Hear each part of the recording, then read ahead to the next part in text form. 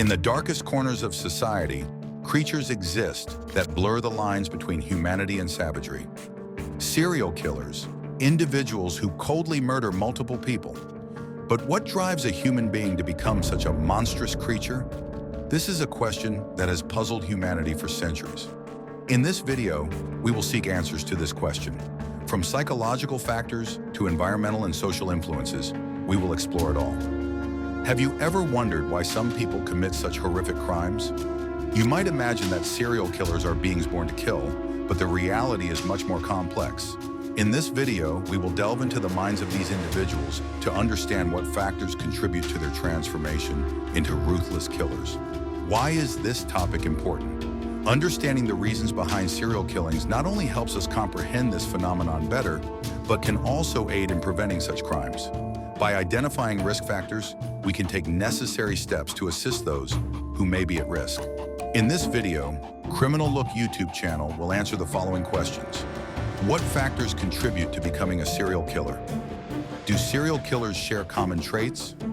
What psychological disorders might they suffer from? What role do environment and society play in shaping such behavior? How can we prevent serial killings? In the following sections, we will delve deeper into each of these questions. In the previous section, we discussed the phenomenon of serial killings in general and highlighted the importance of examining this topic. In this section, we will delve into the roots of this horrific behavior. What factors during childhood and adolescence lead individuals to commit such crimes? Painful childhood, sexual and physical abuse, traumatic childhood experiences such as sexual and physical abuse can have a profound impact on an individual's psyche, leading to personality disorders. Victims of such abuse often experience feelings of worthlessness, anger, and revenge, which can manifest in violent behavior in adulthood. Neglect and rejection. Children who are neglected or rejected by their parents or peers may feel worthless and seek attention at any cost, even if it's negative. Witnessing violence. Children who witness domestic or social violence may learn violence as a solution to problems. Psychological disorders. Psychosis. Some serial killers suffer from disorders like psychosis, which can distort their perception of reality and lead to hallucinations or delusions. Antisocial personality disorder. This disorder is characterized by disregard for the rights of others, lying, aggression, and lack of remorse. Many serial killers exhibit traits of this disorder. Other disorders. Other disorders such as borderline personality disorder and obsessive-compulsive disorder may also be present in some serial killers. Environmental factors. Unsuitable environments. Growing up in environments characterized by violence, poverty, and injustice can increase the risk of engaging in violent behavior. Influence of media.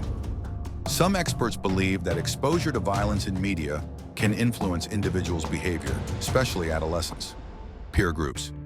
Associating with individuals who are prone to violence can influence one's behavior and lead them towards crime. Triggering events, loss of loved ones.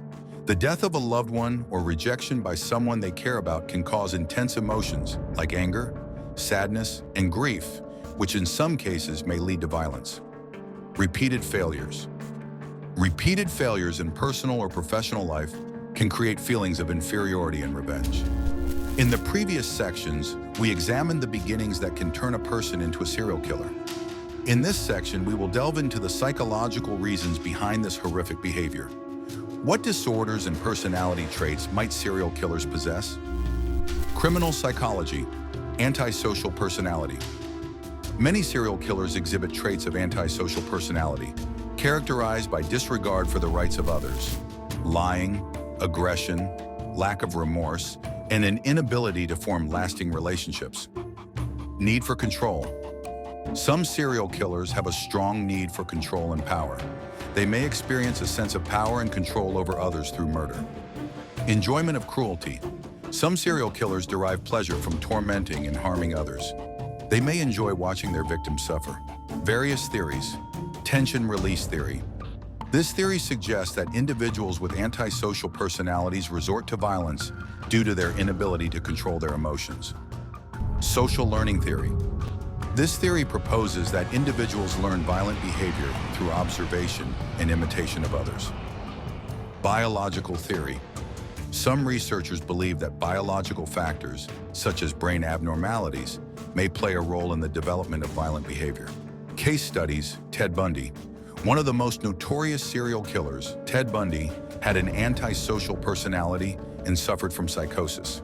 He used his charm and charisma to lure his victims and then murder them. Jeffrey Dahmer. Jeffrey Dahmer, another serial killer, struggled with psychological disorders like psychosis and alcoholism. He used his homosexuality to attract his victims and then murder them.